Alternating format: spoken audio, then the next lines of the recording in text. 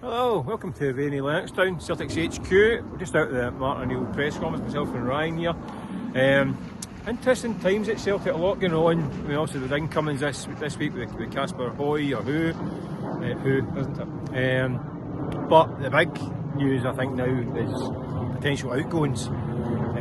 Obviously West Ham made a move for Arne Engels, and Everton have now banged on the door and asked about Alistair Johnston.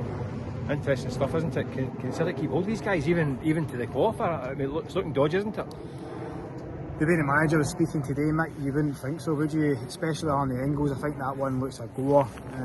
West Ham, from what the manager said today, haven't offered enough money, so that is far from a done deal. So Celtic holding out for big bucks.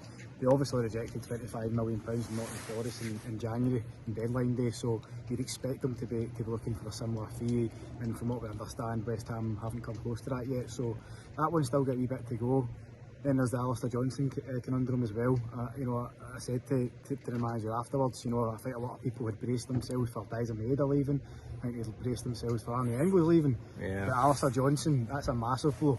And from what the manager said at the press conference there, he actually had a call from David Moyes to confirm that there was going to be interest. There was a big incoming, and I think there could be movement in that over the next the next 72 hours or so. Interestingly though, I think that at the moment the valuation for both these players is below what Celtic would want.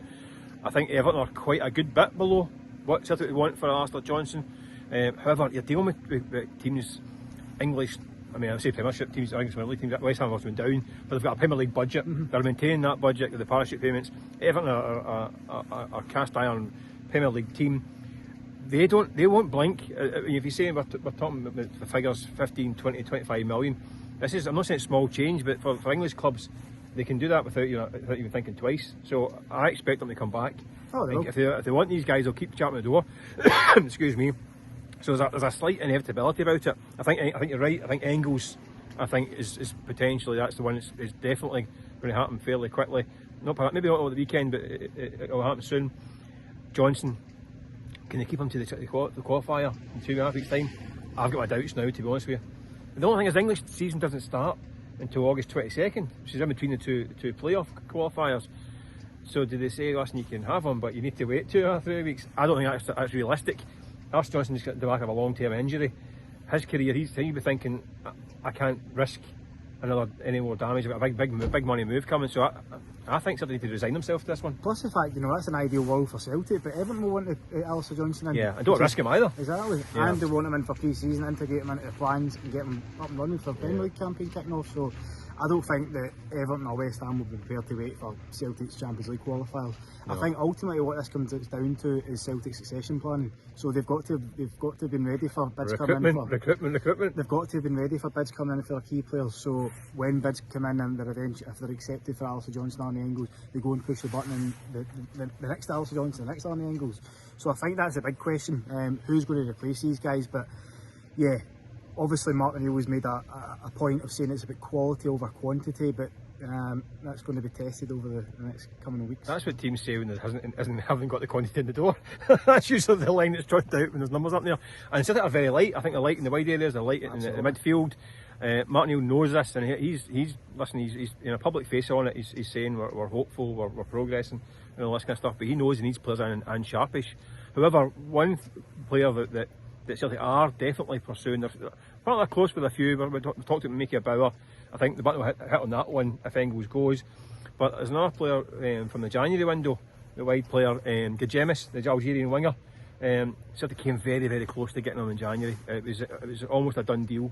If you remember, Martin O'Neill pretty much confirmed that he was coming in with 40 hours to go the window, and then it fell through. Celtic are back at the table, and they're pushing hard, aren't they? Yeah, and again, he'd be a top draw signing. I think there was reports from Italy today, wasn't there, and Algeria as well, that Rangers were in for him. But he's a player that Celtic have scouted for quite some time, and like you say, Mick, they were close to getting that one finalised in January. It just didn't quite come off. So yeah, from what we understand, it looks like they are, he's shot right to the top of the wish list. Where that leaves a deal for Hussein Hassan, I'm not quite sure. But regardless, I think Celtic need a minimum of 2 wingers in anyway. So they could also maintain their interest in Hassan, but it looks like Gemis is the one that they're pursuing at the minute. If they spend £9 million on Gemis, I think they can get away with bringing in a loan winger for 6 months or a year, and then hoping that by Christmas Jota's back up to speed again. But that's way down the line. I think that if they can get a loan winger in into the window, you could get away with it, I think. But they're definitely light. But it's Celtic's business over the summer has been fairly quiet. I mean, obviously the two strikers come in have given the club a bit of a lift, but the realisation now is they're also vulnerable to guys leaving, and they really need boys in the door.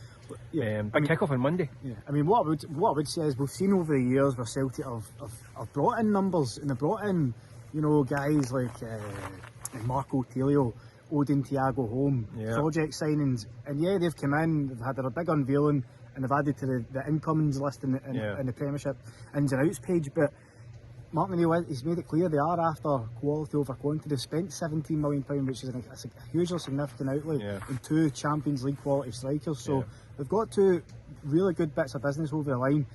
It's just but they could be getting £50 million for 2 players in the next few days. Exactly. So it's about continuing that. They can't even afford to take the foot off the gas, because, like you say, Mick, I think they need reinforcements in just about every single position all over the park. I mean, Alistair Johnston, right back, you thought they're pretty covered there, but if Alistair Johnston leaves, you need a goalkeeper, you need a left back. I don't think they're actively pursuing a centre back, but if Cameron Carter-Vickers gets injured, he's up at 8 minutes yet. They'll be after right back. They need wingers, midfielders. So there's so much business still to be done, and with the clock ticking towards Flag Day or Flag Night, and of course that £40 million Champions League winner takes all match, then they really need to start pressing ahead of these plans, and we'll just need to see how it pans out. But for all that, Martin O'Neill does seem quite relaxed and quite comfortable right now. But whether or not that's just a front in public, maybe the kind of the piece of the swan with the legs going frantically underneath the surface. But anyway, listen, it's weather for ducks out here, so we're going to get inside. But listen, thanks for watching, and keep an eye on all the news on dailyrecord.co.uk. Keep you posted. Bye.